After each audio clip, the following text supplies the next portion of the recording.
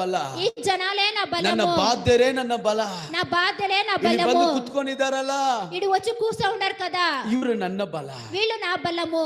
ಈ ಆತನ ಬಲವನ್ನ ಹೊರಗೆ ತರುವಂತೆ ದೇವರು ನಮ್ಮನ್ನ ಬಾಧ್ಯರಾಗಿ ಆರಿಸಿಕೊಂಡಿದ್ದಾನೆ. మన బలాన్ని యూపుకు తీసుకొచ్చేదానికే మమ్మల్ని బాధ్యులుగా ఆరించుకున్నారు. ನೋಡಿ ಆ ವಾಕ್ಯವನ್ನು ನೋಡಿ 61, 62.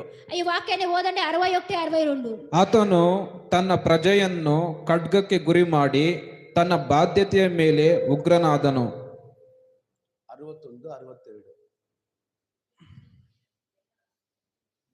ಕರೆಕ್ಟ್. ಅದೇ 61 ಓದಿ, ಅದರಲ್ಲಿ 61 ಓದಿ. 62 ಓದಿದ್ದೀರಾ? 61 ಓದಿ.